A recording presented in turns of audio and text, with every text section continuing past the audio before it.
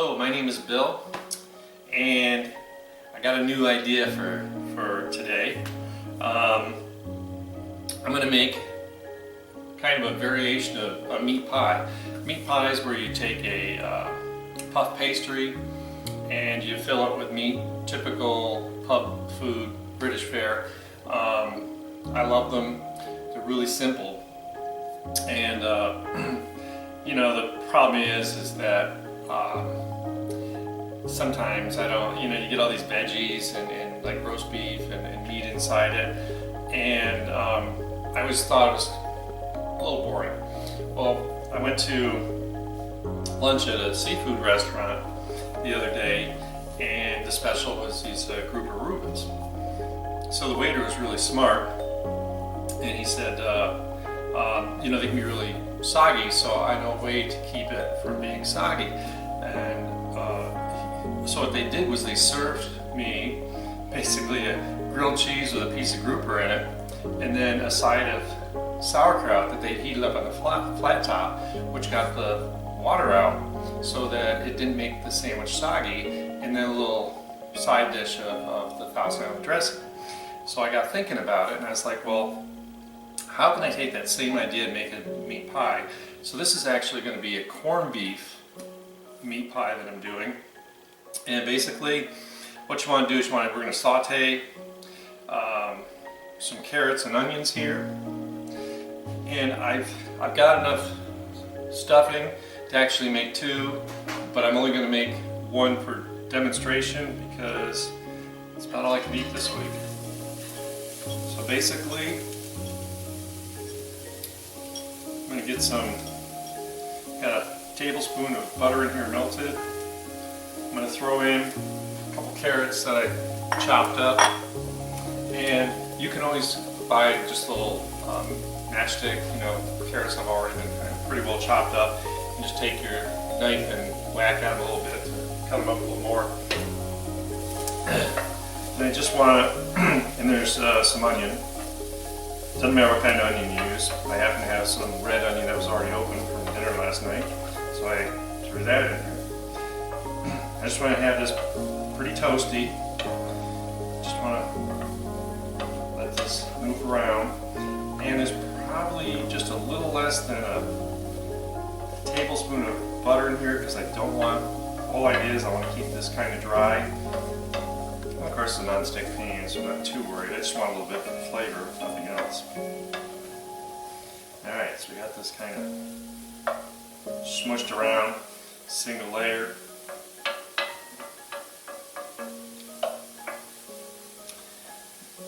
So the other thing is, once you get the idea of this, you can try just about anything in a meat pie. Like I said, this is going to be kind of a variation of a Reuben corned beef. You could use pastrami. Just about anything you like you can do. And of course, like I said, the original was to use roast beef. You know, go to the deli and get some good roast beef. Sometimes with beef, when you heat it, it'll create moisture, so you gotta be a little careful about that because it will ruin your pastry shell. And of course, just like I always showed before, when you're working with pastry shells, you want to cut a couple of vent holes in it so that the steam escapes. So basically, this is all going to cook in the oven. It's going to kind of be fast and furious in the oven. And the most important part of this step is once we get this cooked, you've got to chill it, because if it's still warm, it's going to ruin your pastry shell, or pastry sheet, I'm sorry. So I want to get this done right away. I got a bowl here, I'm going to throw it in, I'm going to throw it in the fridge, and it's going to take probably about 20 minutes, maybe half an hour for it to all cool down. And ironically, it takes about 20 minutes for the pastry sheet to be warm enough for me to work with. So the two should pretty well run together. So this is just a quick, so I'm just trying to, the onion's starting to turn now.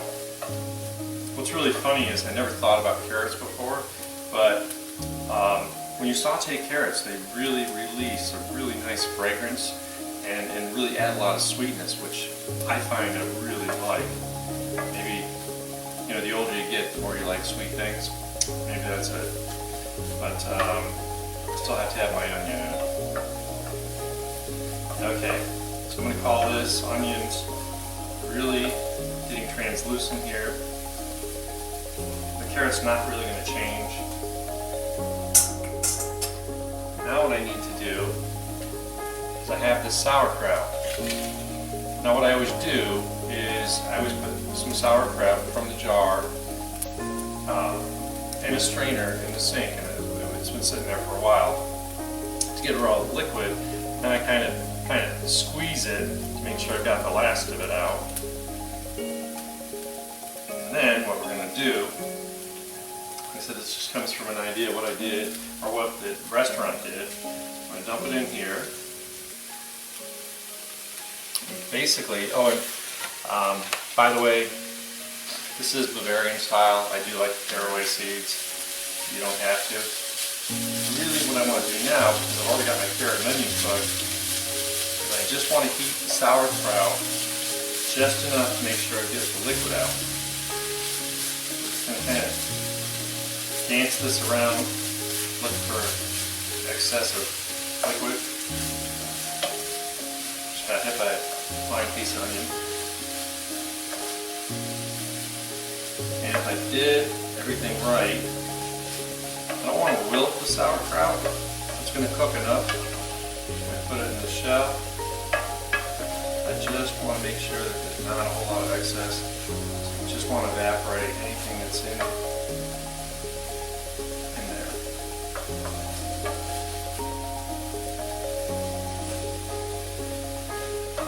This should take just another few seconds. Keep kind of moving it around with the heat. Pretty little steam. You can see this little steam here, which meant there was a little fluid in there. But I don't want it, so I'm just going to make a little single layer here now that I've mixed it all together. It's all well incorporated, right? Like the word we're supposed to use. You can see this little steam coming out of some of these pockets.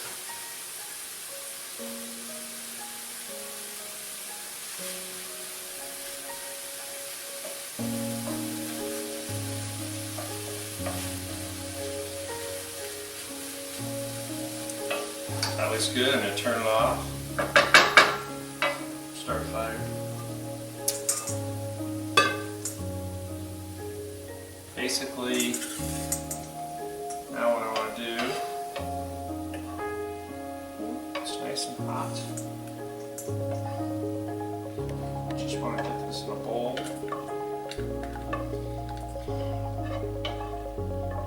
You know, cooking is a little bit of science class too. If you use like a glass dish, it's going to take longer to cool because the glass is going to retain a lot of that heat, so it can transfer as well. So I just have this little stainless bowl. Also, you want a larger bowl, so it's going to allow that heat transfer without creating a lot of moisture.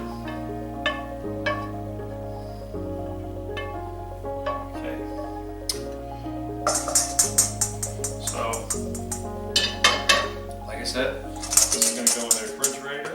We'll let it sit out here for just a second. I want to get some of that steam to escape.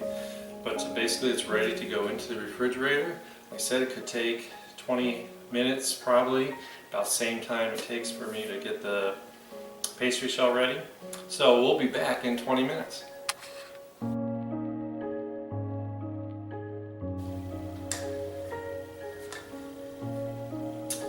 Alright, so my puff pastry thawed just enough.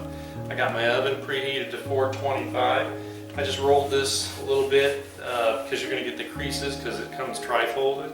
And so dust a little flour on there and roll it just to make sure those seams are nice. It's pretty good. We'll know in a minute. It can fail sometimes, but I've had pretty good luck. So now we're going to move on to the next thing. So I've got some corned beef from the deli, and I got some Swiss cheese. So what I want to do, I take some Swiss cheese, and I just want to make a barrier so that this is going to melt and kind of protect anything from ruining our beautiful pastry shell here. And I don't need a whole lot. These pieces are kind of big. You can either fold it over or cut it up. It doesn't matter. So I'm probably going to put about four pieces on here. Check out. Like I said, just for demonstration, I'm making one. You can make this as many as you want. Feed the whole family. Actually, let's do it this way.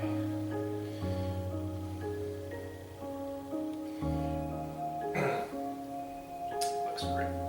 I think that's probably enough. So now I have the veggie mixture, and because I'm Bill and I like a little mustard, and basically because you couldn't put Thousand Island dressing in the oven. So I'm going to put a big heaping spoonful in here, mix it around, and it did end up taking just about a half hour to get this cool enough.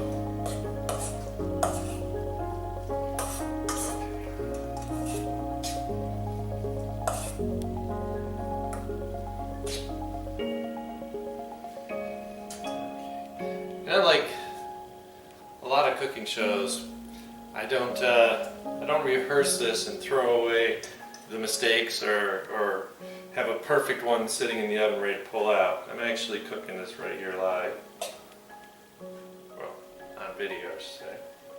So I just want to get some beautiful little stuffing in here.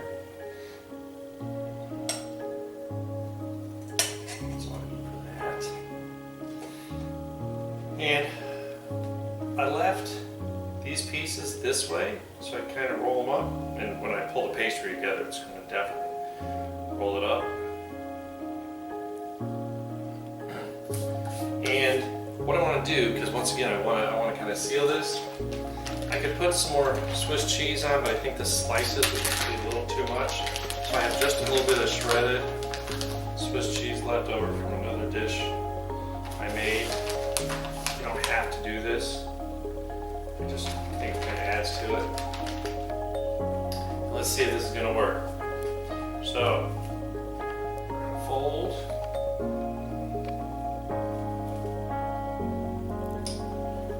Fold.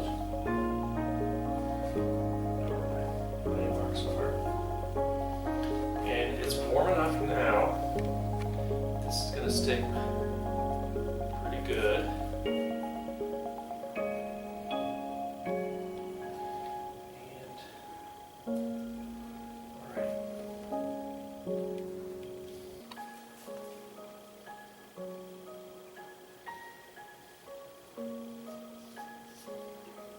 Gotta be careful. If you put too much flour on it, will kind of ruin this.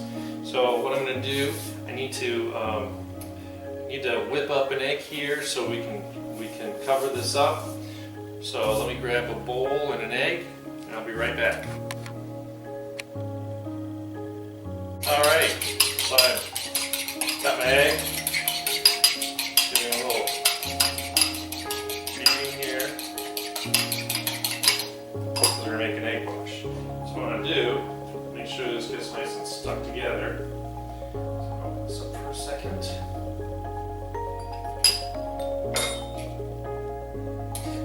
And I don't want to get too much on here, so sometimes it's easier just to use a fork.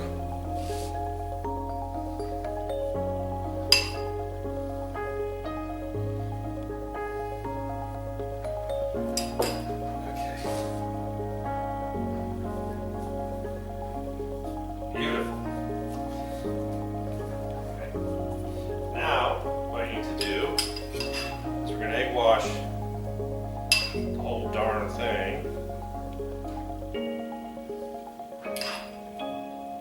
Just going to give it a nice golden color.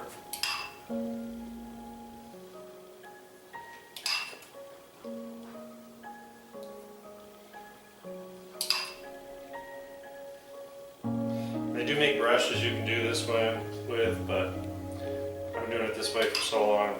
This works just fine for me.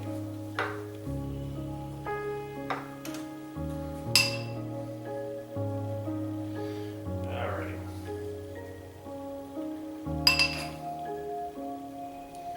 I almost forgot to get my egg out. I was just bragging about how we're doing this all on the fly.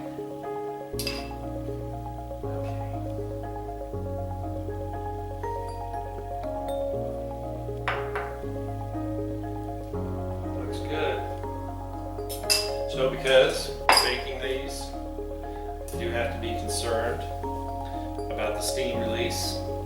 So I'm just going to stab it a couple places.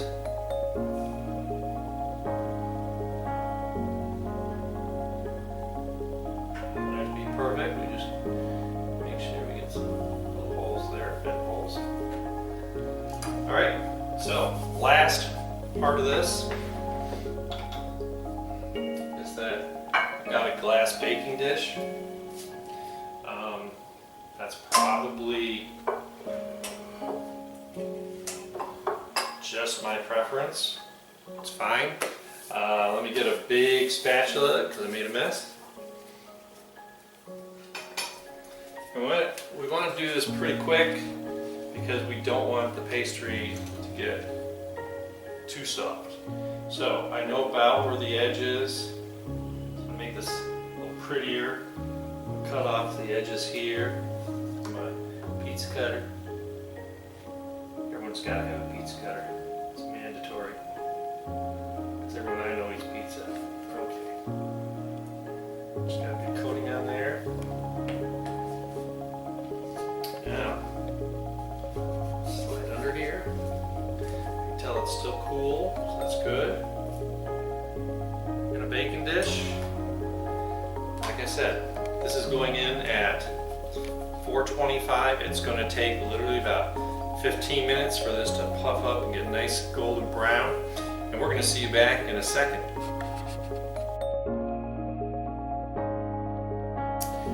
So it literally took 15 minutes in the oven.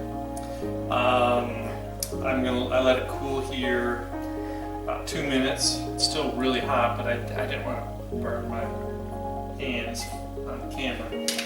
So now, let me see. Like I said, I like the advantage of using glass as a dish.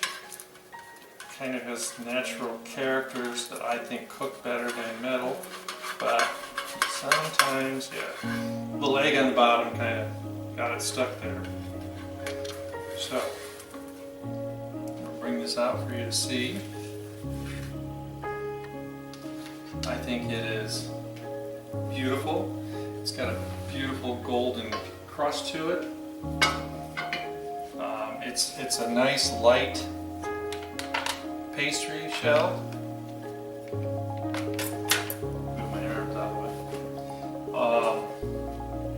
Now that's cool. It's sunk a little bit, which is what it should do. It has a beautiful crust. The layers in the puff pastry look great. So all I have left to do is, this could actually be lunch for two. So I'm going to cut it in half and serve it up, and let's see what it looks like.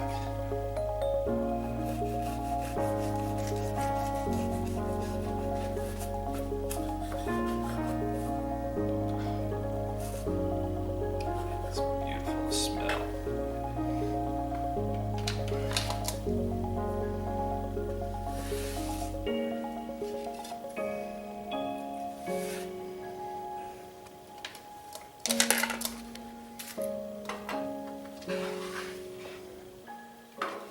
So here we have this beautiful layer of puff pastry. We've got the cheese, we've got the filling, we've got the corned beef in there, and it smells absolutely fine. This would be a nice little, like I said, you could split this for a lunch, have a nice light white wine with it. Actually, you know, I would probably tell you that because it has Dijon mustard, I'd get an Aligote, spend a couple extra dollars because that actually comes from the region of Dijon. But Pinot Gris would be just fine. But I'm like, can't talk because I'm drooling. Everything worked just the way I want. The getting all the liquid out of the sauerkraut really helped. Make sure you put those vent holes in. And this is something, as you saw, it's really easy. Please, I hope somebody tries it and lets me know. And like always, I could use all the support I can get. Tell your friends. Let's all get on board and watch my fun shows. Have a great day.